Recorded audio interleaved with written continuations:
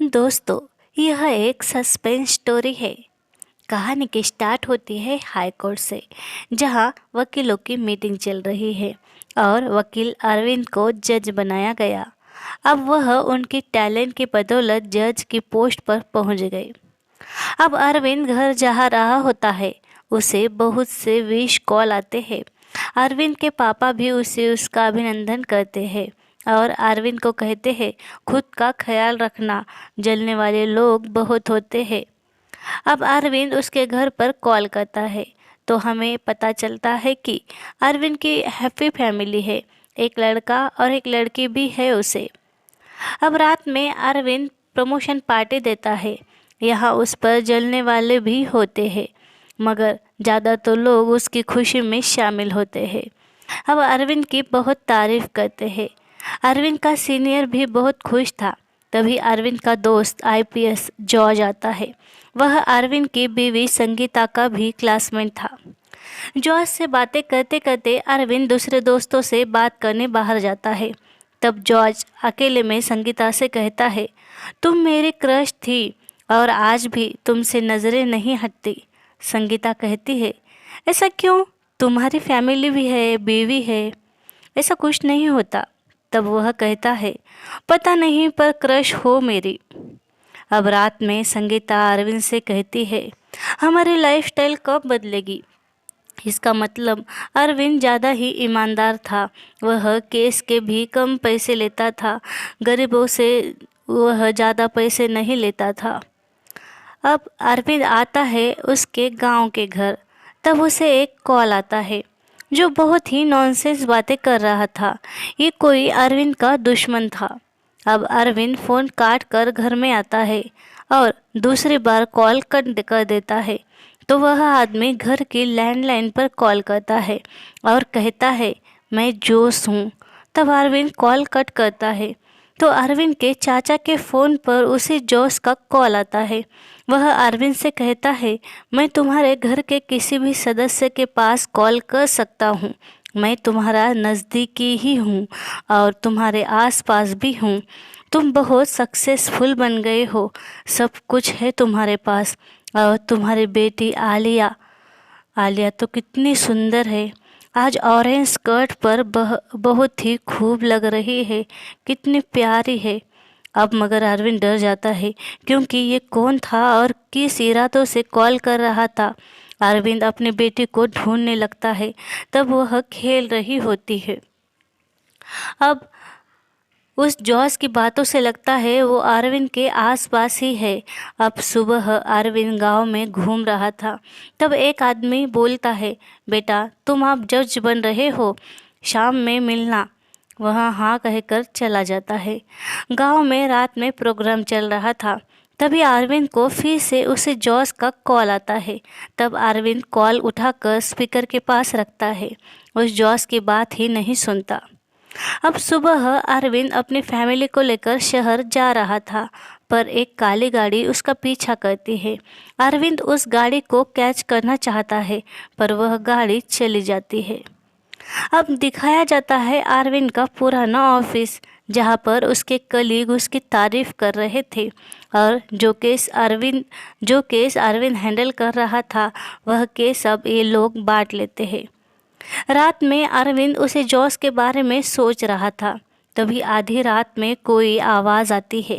वो गैलरी से नीचे देखता है तो कोई इंसान उसे उसके घर के आजू बाजू घूम रहा दिखता है। अब वह घर के बाहर आता है तो उसे वही काली गाड़ी दिखती है जो तेज़ रफ्तार से अरविंद के पास आकर रुकती है। मगर अरविंद उस पर चिल्लाता है। वह गाड़ी वहाँ से चली जाती है। यानी वह अरविंद को मारना नहीं चाहता था। अब सुबह उसके एक दुश्मन के घर आता है। उस पर शक करता है। यह मार्कोस था। मार्कोस हमेशा ही अरविंद पर जलता था, इसलिए अरविंद को मार्कोस पर शक होता है। मार्कोस से अरविंद कहता है, तुम क्या कर रहे हो? तब वह कहता है, यार मैं तो कुछ भी नहीं कर रहा हूँ। तब अरविंद उसे धमका कर वहाँ से चला जाता है। अब सुबह उसका बेटा आदि स्कूल जाता है। संगीता कहती है, आज कोई नया ड्राइवर था। आदि स्कूल गया, मैं भी बाहर जा रही हूँ। तभी आलिया आती है। अरविंद कहता है जाओ दूध पी लो। तब आदि का दोस्त आता है और अरविंद से कहता है अंकल आज तो छुट्टी है, आदि क्या सो रहा है। अब अरविंद आदि को ढूंढने जाता है क्योंकि स्कूल नहीं तो स्कूल बस कैसे आई। एक जगह स्कूल बस में आदि मिलता है मगर बहुत डरा हुआ था। उसे किसी ने वहाँ बंद किया था अरविंद को डराने के लिए। वहाँ जाकर अरविंद उसे घर ले जा रहा था। तभी उसे याद आता है कि संगीता भी अभी बाहर ही है। वह संगीता को कॉल करता है। इधर संगीता की गाड़ी खराब हो गई थी। अब वह उसके पास जाता है और संगीता को घर ले आता है, पर घर आकर देखता है आलिया घर पर नहीं थी। वॉचमैन कहता है मेड यानी भाग्या के साथ वह मॉल गई। अरविंद मॉल में आता है तो भाग्या कहती है पता नहीं आलिया कहाँ चली गई, अभी तक तो मेरे पास ही थी। तब आलिया एक आदमी के साथ दिखती है। अरविंद भागते हुए उसके पास जाता है, तब तक वो आदमी वहाँ से चला जाता है। अब ये सब बातें अरविंद उसके दोस्त आईपीएस जॉन को कहता है। वहाँ पर मार्कोस भी था। अरविंद मार्कोस से माफ़ी मांगता है। अब अरविंद सोचता है आखिर ये कौन कर रहा है। अब एक जगह अरविंद का सम्मान हो रहा था। तब एक छोटी लड़की वहाँ आकर कहती है तुम राजीनामा दे दो, तुम जज बनने के लायक नहीं हो। अब ये बातें अरविंद अपने दोस्त से शेयर कर रहा था। तब अरविंद के सारे दोस्त और कलीग उसे समझाते हैं और उस लड़की की बातों को ज़्यादा सीरियस मत लो, ऐसा उसे कहते हैं। अब मार्कोस कहता है ये सबके पीछे मैं नहीं हूँ यार, अरविंद की फैमिली को क्यों सताऊंगा, मेरी दुश्मनी अरविंद से है तो मैं उसे ही कुछ बोलूँगा ना। अब आखिर वो कौन है यही ढूंढने के लिए ये सारे लोग लग जाते हैं। अब अरविंद चर्च आता है वहाँ के फादर से मिलने। वह आदमी अरविंद को शुक्रिया कहता है, उसकी मदद भी अरविंद ने की थी। अब अरविंद को वही कॉल आता है। तब उसकी टीम वह कॉल ट्रेस करती है मगर पुलिस उस जास को पकड़ पाते उससे पहले वो वहाँ से भागने लगता है। अब अरविंद भी उसका पीछा करने लगता है पर वह जॉस वहाँ से भाग जाता है और मर जाता है। अरविंद आईपीएस से कहता है मैं तो इसे जानता तक नहीं, ये मेरे पीछे क्यों लगा था। आईपीएस कहता है जाने दे, छोड़ दे, अब तो वो मर गया। मगर अरविंद और भी ज़्यादा परेशान हो जाता है, रोता है, कहता है मेरी कुछ गलती थी क्या, मुझसे कुछ तो गलती हुई होगी इसीलिए वह मुझे सता रहा था। अब इतना बोलकर अरविंद बेहोश हो जाता है। अब दिखाया जाता है हॉस्पिटल में। डॉक्टर कहती है एडवोकेट आप बहुत स्ट्रेस लेते हो, उसकी वजह से ये हुआ है आपके साथ, अब आप आराम करो। उस मरे हुए आदमी की हिस्ट्री निकालते हैं अरविंद के कलीग तो पता चलता है वह एक मुजरिम था। लीजी हरासमेंट केस में उसे जेल हुई थी। उस केस के 8 मुजरिम थे। अब अरविंद के कलीग कहते हैं हैरेसमेंट केस में 8 लोगों को जेल हुई, उन पर बहुत कठोर कार्रवाई हुई। उसके 2-3 साल बाद लीजी की शादी जॉन के साथ हुई। मगर ये 8 मुजरिम जैसे ही जेल से छूटे लीजी का किसी ने मर्डर कर दिया। आखिर लीजी का मर्डर किसने किया ये इसका कोई सबूत ही नहीं मिला क्योंकि लीजी की बॉडी ही नहीं मिली, मगर उसका बहुत खून बह गया था। इसकी वजह से पुलिस ने यह निष्कर्ष निकाला था कि लीजी अभी जिंदा नहीं है। अब इस केस में लीजी के मर्डर केस में लीजी के पति जॉन को ही पुलिस अरेस्ट कर लेती है और यह केस यहाँ पर लड़ता है अरविंद और अरविंद जॉन को बेगुनाह साबित कर उसे जेल से छुड़ा लेता है। यानी यहाँ पर अरविंद ने लीजी के पति की मदद की थी। यह अरविंद के एडवोकेट के करियर में लास्ट केस था और इसीलिए अब पता नहीं कौन मगर अरविंद के पीछे लगा है और अरविंद को कह रहा है कि तुम यह जज के पोस्ट के लिए काबिल नहीं हो। अब अरविंद को लगता है इसी केस में मैंने कहीं ना कहीं गलती की होगी, इसीलिए कोई मेरे पीछे लगा है। तब उसके कलीग कहते हैं ये 8 जो मुजरिम थे उसी में से ये एक था जो अभी अभी मर गया है, और एक आदमी जिसने सुसाइड कर ली, यानी अभी 6 लोग हैं जो आपके पीछे लगे हैं। जॉन कहता है लिजी शादी के बाद बहुत खुश थी, पर अचानक ये हो गया। अब अरविंद केस से जुड़े सब लोगों से मिलता है, लिजी के माँ बाप से भी मिलता है, जिस क्रिमिनल ने सुसाइड की उसके घर वालों से भी मिलता है। वह तो लिजी को जॉब ऑफर कर रहा था और वह प्रायश्चित करना चाहता था। वह लिजी से माफ़ी मांग रहा था। जैसे ही उसने जेल से छूटने के बाद सीधे लिजी के घर जाकर उसके पैर पकड़ लिए।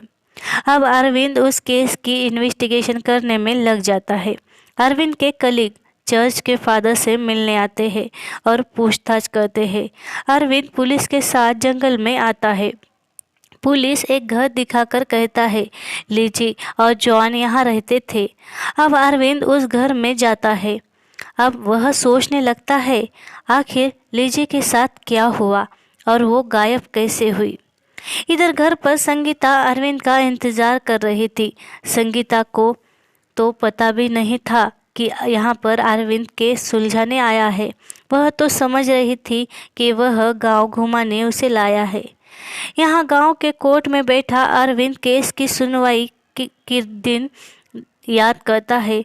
आईपीएस का कॉल आता है। तब वह कहता है ये 6 लोग और जॉन अगर खूनी नहीं है तो दूसरा खूनी कौन है? अगर कोई खूनी होगा तो वो यहीं पर था जबकि सुनवाई हो रही थी। बहुत सोचने के बाद अरविंद को एक क्लू मिलता है। अरविंद आईपीएस के घर आता है। उससे कहता है मैंने जब केस लड़ते लड़ते कहा था कि लीची यहाँ आएगी तो सब लोग दरवाजे की ओर देख रहे थे, पर एक ऐसा शख्स था जो नीचे देख रहा था, यानी सिर्फ उसे ही पता था कि यहाँ लीजी आने वाली है नहीं, क्योंकि लीजी को उसी ने मारा था। मेरी गलती से खूनी बच गया और 2 बेगुनाहगार लोग मारे गए। अब चर्च का एक फादर अरविंद के कलीग से कहता है जॉन बचपन से ही बहुत स्ट्रेस में पला था। चर्च में काउंसलिंग कर रहा था। जॉन लिजी से शादी करने को तैयार नहीं था क्योंकि लिजी रेप विक्टिम थी, पर फादर ने उसे फोर्स करने पर जॉन ने लिजी से शादी की थी। अब अरविंद आईपीएस से कहता है कि यह अरविंद पागल था और वह केस की कड़ी सुलझाने लगता है। वह कड़ी से कड़ी जोड़कर देखता है। वह आईपीएस से कहता है जॉन सबके सामने घर से बाहर गया और छुपके से घर में आया। लीची को मार कर घर से बाहर वही ले गया। उसने लीची को कहाँ दफनाया वो पता नहीं। आसपास में पुलिस वालों ने लीची की लाश ढूंढी, मगर लीची की लाश कहीं भी नहीं मिली। उनके घर के बाहर ही थोड़ी ही दूर यह तालाब था। शायद उसने पानी में लाश डाल दी होगी किसी वजनदार चीज़ से बांधकर, इसीलिए लाश ऊपर नहीं आई। अब अरविंद आईपीएस से कहता है हमें ये तालाब चेक करना होगा। आईपीएस कहता है मैं टीम लाता हूँ, तुम यही रुकना, और आईपीएस चला जाता है। और अरविंद तालाब के पास खड़ा सोचता है कि आखिर लाश उसने इसमें कैसे फेंकी होगी। तभी उसे संगीता का कॉल आता है, मगर संगीता के कॉल से जॉन बात कर रहा था। अब अरविंद बहुत डर जाता है। संगीता जॉन के कब्जे में थी। उसने संगीता को कहीं छुपाया था। जॉन अरविंद के सामने आता है, पर अरविंद उसे मार नहीं सकता क्योंकि संगीता को उसने कहाँ छुपाया ये सिर्फ जॉन ही जानता है। अब जॉन अरविंद को कहता है इस नाव में बैठो। छोटी नाव लेकर आता है। अरविंद को बिठाकर कहीं ले जाता है। अब जॉन कहता है आपकी गलती है। मैं तो अभी इंडिया से बाहर जा रहा था। उन 8 लोगों को भी मार देना था मुझे। उन 8 लोगों ने लीची का रेप किया था। फिर भी जेल से छूटने पर लीची ने उन्हें घर बुलाकर खाना खिलाया। 2 साल से मैं उससे प्यार करता था। उसने मगर मुझे धोखा दिया, इसलिए मैंने उसे मार दिया। अब एक पुराने बोट के पास अरविंद को लाता है और कहता है, आपकी बीवी उसमें है। अरविंद उस बोट में कूद जाता है और संगीता को ढूंढता है। तभी जॉन जिस बोट में बैठकर आया था वह बोट दूर ले जाता है और कहता है, वो बोट तो पुरानी है, उसमें मैंने लीची को दफनाया था। आपकी बीवी तो इसी बोट में है जिस पर आप अभी बैठकर आए हो। अब जुदा होने का वक्त आ गया। तभी अरविंद पानी में कूदता है और जॉन को मारता है। अरविंद जॉन से कहता है, वो लोग तो माफ़ी मांग रहे थे और लीची ने उन्हें माफ़ किया था और वह लीची को सरकारी नौकरी देकर तुम दोनों की ज़िंदगी बनाने वाले थे।